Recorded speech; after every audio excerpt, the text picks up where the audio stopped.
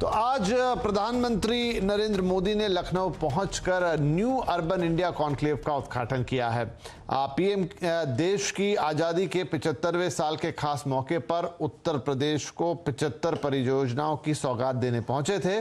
प्रधानमंत्री मोदी ने 4,773 करोड़ रुपए की 75 परियोजनाओं का लोकार्पण और शिलान्यास किया। यही नहीं, आज़ादी के 75वें वर्ष पर 75 उत्कृष्ट हाउसिंग तकनीकों का भी प्रदर्शन किया गया। पीएम आवास योजना के तहत 75 जिलों के 75,000 लाभार्थियों को पीएम मोदी ने डिजिटल माध्यम से चाबी भी सौंपी।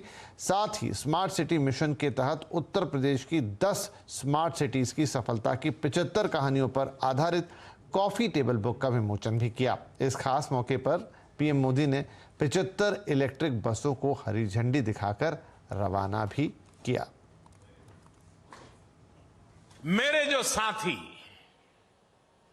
जो मेरे परिवारजन है, जो झुग्गी झोपड़ी में जिंदगी जीते थे, जिनके पास पक्की छत नहीं थी, ऐसे 3 करोड़ परिवारों को इस कार्यकाल में एक ही योजना से लखपति बनने का अवसर मिल गया है। तो एक तरफ प्रधानमंत्री नरेंद्र मोदी ने आज यूपी को बड़ी सौगातें दी हैं, तो दूसरी तरफ लखीमपुर खीरी मामले में सरकार थोड़ी बैकफुट पे नजर आ रही है, क्योंकि एक वीडियो सामने आने के बाद विपक्ष हमलावर है तो और मंत्री के इस्तीफे की मांग हो रही है। तो पीएम की सौगात क्या यूपी में बनेगी, बात इसी पर होगा आज आवाज अड्डा। 5:57 पर जरूर जुड़िएगा हमारे साथ। तो अब लगे हाथ बात कर लेते हैं लखीमपुर खीरी की। उत्तर प्रदेश के इस जिले में हिंसा भले ही थम गई है, लेकिन सियासी बवाल बढ़ता ही जा रहा है। केंद्रीय गृह राज्य मंत्री अजय मिश्रा और उनके बेटे ने इस पूरे मामले में अपनी बेगुनाही का दावा किया है, लेकिन विपक्ष ने कुछ वीडियो जारी कर उनको कटघरे में खड़ा कर दिया है। वीडियो में दिखाया गया है कि किस तरह से आशीष मिश्रा के काफिले ने किसानों को कुचला। हालांकि सहयोगी चैनल CNN न्यूज़ 18 के साथ खास बातचीत में अजय मिश्रा ने दावा किया है कि ना तो वो ना ही उनके बेटे आशीष घटनास्थल पर मौजूद थे। वो किसी भी जांच के लिए तैयार हैं। जिन लोगों की मृत्यु हुई है, जिनकी हत्या हुई है, वास्तव में वो गलत और दुर्भाग्यपूर्ण है। किसान ऐसा कभी नहीं कर सकते। निश्चित रूप से इस आंदोलन में कुछ लोग ऐसे घुस गए हैं जो हमारे देश को खालिस्तान की बात कर रहे हैं, बब्बर खालसा की। खालिस्तान, बब्बर खालसा, कुछ लोग भिंडरावाले की तस्वीर लगाए थे। इस तरह के सारे चित्र वहाँ मिले हैं। तलवार, डंडे, कांटे, बल्लम, ऐसी सारी चीज़ें भी मिली हैं देखने को, जो हम लोगों को आप लोगों ने ही वीडियो भेजे हैं, कुछ ऐसे हमने देखे हैं। तो इसमें कोई ना कोई साजिश भी हो सकती है। हर दृष्टिकोण से, हर एंगल से सरकार और जांच एजेंसियां जांच कर रही हैं। तो यहाँ पर अब ये मामला तूल पकड़ता जा रहा है। देखना होगा कि आगे इसमें सियासत किस तरीके से गर्म होती है। चलिए अब एक खबर आपके काम की, और वो ये कि रिटायरमेंट के बाद पेंशन का टेंशन खत्म होने वाला है। जी हाँ, पेंशन फंड रेगुलेटरी अथॉरिटी यानी PFRDA ने नई पेंशन स्कीम आने की तैयारी कर ली है, जिसमें 60 साल की उम्र के बाद एक तय पेंशन आपको मिलेगी। अब ये होगा कैसे, तो पूरी खबर जानने के लिए चलते हैं अपने सहयोगी लक्ष्मण रॉय के पास, जो हमारे इकोनॉमिक पॉलिसी एडिटर हैं। लक्ष्मण, अच्छा लग रहा है ये सुनने में, लेकिन ये स्कीम कैसे काम करेगी? इस वक्त भी कई देश में मौजूदा पेंशन स्कीमें हैं, क्या उनसे ये किस तरीके से अलग होगी? जी, अगर आपको इस बात की चिंता सताई जा रही है कि 60 साल के बाद आपको पेंशन कहां से मिलेगा, कितना पेंशन मिलेगा, तो बिल्कुल अब चिंता नहीं करिए, क्योंकि आपके लिए बहुत जल्द एक नई पेंशन स्कीम आने वाली है।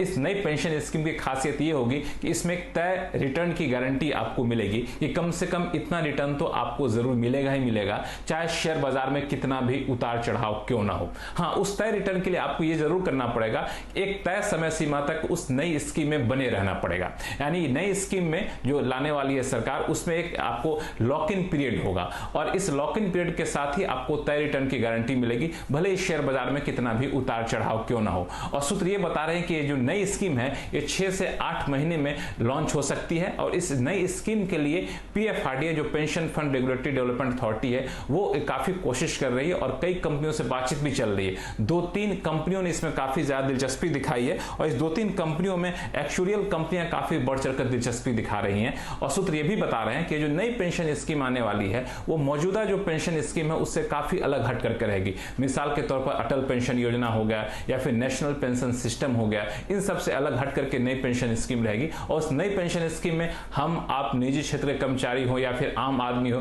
कोई भी उसमें निवेश कर सकता है और कोई भी उस नई पेंशन स्कीम का फायदा उठा सकता है। चलिए, अच्छी बात है कि इस पेंशन स्कीम का फायदा कोई भी व्यक्ति उठा सकता है। इंतजार रहेगा कि किस तरह की ये पेंशन स्कीम आती है और क्या ये मौजूदा पेंशन स्कीम से हटकर कुछ अलग काम करती है। शुक्रिया लक्ष्मण इस जानकारी के लिए। राइट, अब बात कर लेते हैं आज के बाजार की। तो बाजार में बुल्स ने आज फिर अपना दम दिखाया। आपको याद है सुबह काफी बाजार दबाव में खुला था लेकिन बंद वैसा नहीं हुआ। निफ्टी सेंसेक्स दिन के ऊपरी स्तर पर बंद हुए हैं। सेंसेक्स 446 पॉइंट चढ़कर 59,745 और निफ्टी 131 पॉइंट चढ़कर 17,822 पर बंद हुआ है। बैंक निफ्टी में भी निचले स्तर से आज 400 अंकों का सुधार रहा। तेल, गैस, पावर, केमिकल, आईटी शेयरों में अच्छी खरीदारी रही। आज भी मिड कैप और स्मॉल कैप में शानदार तेजी रही। मिड कैप इंडेक्स रिकॉर्ड ऊंचाई पर बंद होने में कामयाब रहा है।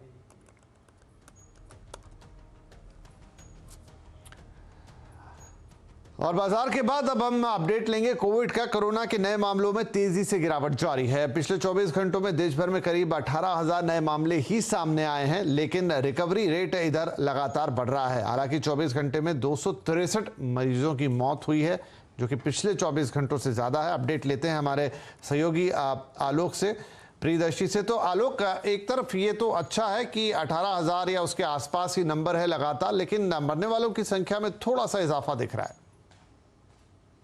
बिल्कुल, देखिए जो कोरोना से मरने वालों की संख्या है पिछले 24 घंटों में 263 है, लेकिन जो मामले हैं उनमें गिरावट दर्ज की गई। पिछले 24 घंटों में 18,300 करीब मामले सामने आए हैं और करीब 29,600 करीब मामले जो हैं रिकवर के भी हुए हैं, लोग स्वस्थ होकर घर लौटे हैं। तो इस लिहाज से देखें तो काफी एक तरह से अच्छी खबर कोरोना के मोर्चे पे कह सकते हैं। और ये 209 दिन में सबसे कम कोरोना के मामले हैं और जैसा कि 30,000 से कम मामलों का जो आंकड़ा है वो लगातार 11वां दिन है, यानी 11वें दिन लगातार 30,000 से कम मामले सामने आए हैं। रिकवरी रेट की बात करें तो रिकवरी रेट लगभग 98% हो चुका है और जो टोटल एक्टिव केसेस हैं वो करीब 0.1% के आसपास है टोटल, अगर मामलों के हिसाब से देखें तो ये एक राहत की खबर है और इस लिहाज से कह सकते हैं कि कोविड में गिरावट, केसेस में गिरावट आ रही है सामने। जी, बढ़िया खबर है। तो राहत की खबर है और कोविड के मामले लगातार कम हो रहे हैं या कंट्रोल में है, नंबर स्टेबल है। बहुत शुक्रिया इसके लिए। और वैक्सीन पे आपसे एक अपडेट लेंगे। तो फिलहाल जैसा हमने कहा कि मामलों में गिरावट है, लेकिन अब हम रुख करेंगे कोरोना से हमारी खास मुहिम संजीवनी है शॉर्ट ऑफ लाइफ का।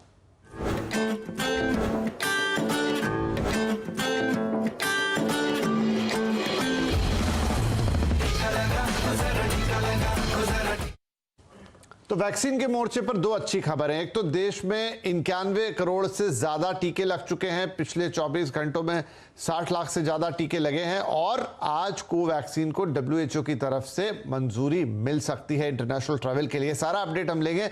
हमारे साथ आलोक बने हुए हैं। तो आलोक, वैक्सीन के मोर्चे पर भी राहत की और काफी अच्छी खबरें हैं। बिल्कुल, देखिए एक तो सबसे बड़ी बात करें कोवैक्सीन की, तो कोवैक्सीन को लेकर सारे डेटा जो है ICMR WHO को पहले ही भेज चुका था और आज वहां पर WHO में चर्चा हो रही है कि इसको इमरजेंसी के तौर पर इसको मंजूरी दे दी जाए। तो बहुत हद तक संभव है कि वो कोवैक्सीन को WHO की इमरजेंसी मंजूरी मिल जाएगी। दूसरा, अगर देश में वैक्सीनेशन की बात करें तो पिछले 24 घंटों में 72.5 लाख कोविड के टीके लगाए गए हैं और कुल आंकड़ों की बात करें तो करीब 91 करोड़ से ज्यादा लोगों को इस वक्त कोरोना के टीके लग चुके हैं। तो ये अपने आप में एक राहत की खबर है और जितने और बड़ी तादाद में लगातार कोवैक्सीन और कोविशील्ड के टीके भी लग रहे हैं। यूपी में अगर देखें तो यूपी में काफी ज्यादा वैक्सीनेशन हुई, 11 करोड़ से ज्यादा टीके यूपी में लग चुके हैं, जो देश का सबसे बड़ा राज्य है।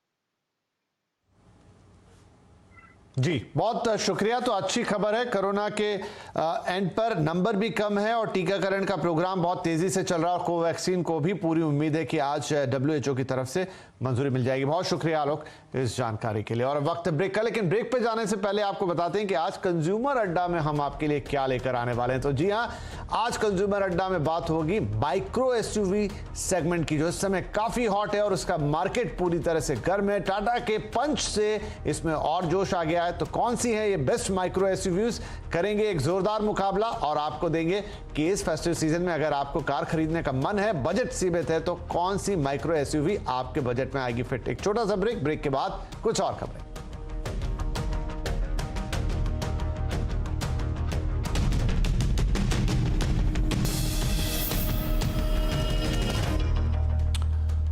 वेलकम बैक, आप देख रहे हैं आवाज समाचार और अब बात करेंगे गुजरात के गांधीनगर में हुए नगर निगम चुनाव की, जहां पर 44 सीटों में से 40 के नतीजे आ गए हैं, जिनमें 38 सीटों पर बीजेपी ने कब्जा कर लिया है।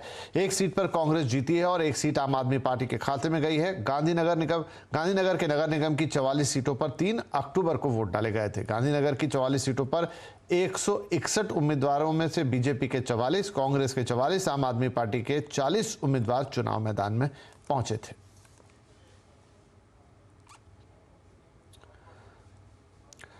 अगर आपके पास 15 साल से ज्यादा पुरानी गाड़ी है तो अगले साल अप्रैल से आपकी गाड़ी के रजिस्ट्रेशन को रिन्यू कराने के लिए पहले से करीब 8 गुना तक ज्यादा पैसे आपको देने पड़ सकते हैं। इसका नोटिफिकेशन आ चुका है। डिटेल देने के लिए हमारे साथ है हमारे संवाददाता रोहन सिंह। तो रोहन, पुरानी गाड़ी का रजिस्ट्रेशन जो कि 15 साल पुरानी है, अब ऑलमोस्ट आपकी जेब पर उस गाड़ी की कीमत से भी ज्यादा भारी पड़ेगा। जी, हालांकि स्क्रैपेज पॉलिसी की घोषणा के साथ ही सरकार ने इस बात की घोषणा कर दी थी कि पुरानी गाड़ियों को रखना काफ़ी महंगा पड़ने जा रहा है, लेकिन अब ऑफिशियल नोटिफिकेशन इसको लेकर जारी कर दिया गया है और अगले साल यानी कि 2022 की अप्रैल से गाड़ियों का री रजिस्ट्रेशन और फिटनेस सर्टिफिकेट लेना अभी के मुकाबले लगभग अलग अलग कैटेगरीज में 3 से 8 गुना तक महंगा होने जा रहा है। कुछ कैटेगरीज की अगर हम बात करें, अगर आपके पास 15 साल से ज़्यादा पुरानी कार है तो इस वक्त रजिस्ट्रेशन के लिए आपको 600 रुपये देने पड़ते हैं, लेकिन 2022 अप्रैल के बाद जब उसका रजिस्ट्रेशन री रजिस्ट्रेशन करवाना चाहेंगे तो आपको 5,000 रुपए तक देने पड़ेंगे। ठीक इसी तरह 2 व्हीलर की अगर हम बात करें, अभी 300 रुपए लगते हैं, नए नियम के आने के बाद से 1,000 रुपए इसके लिए देने पड़ेंगे। और जो कमर्शियल गाड़ियां हैं वो और ज़्यादा महंगी होने जा रही है। एक टैक्सी का रजिस्ट्रेशन जो है वो इस वक्त 1,000 रुपये में हो जाता है, लेकिन जो नया रूल आएगा उसके 7,000 रुपये तक देने पड़ेंगे। और जो बस और ट्रक हैं उनके लिए और भी ज़्यादा, जो 1,500 रुपये की जो रजिस्ट्रेशन की फीस ली जाती है वो अगले साल से 12,500 रुपये होने जा रही है। और सिर्फ यही नहीं, जो कमर्शियल गाड़ियां हैं उनको 8 साल के बाद हर साल जो है नया फिटनेस सर्टिफिकेट लेना पड़ेगा, यानी कि हर साल आपको उतनी जो फीस है वो देनी पड़ेगी। जो मकसद है वो ये है कि जो पुरानी गाड़ियां इतनी ज़्यादा महंगी हो जाएं, जो खासतौर पे पॉल्यूटिंग गाड़ियां हैं, कि उनके बजाय लोग उसे स्क्रैप करके नई गाड़ियां लेना पसंद करेंगे और इसीलिए ये जो पूरा नोटिफिकेशन है वो लाया गया है। जी बहुत शुक्रिया रोहन इस जानकारी के लिए। तो आवाज समाचार में वक्त हो रहा है आपसे इजाजत लेने का, तो आवाज समाचार में फिलहाल इतना ही, लेकिन आगे आपके लिए होगा कमोडिटी कॉल। नमस्कार।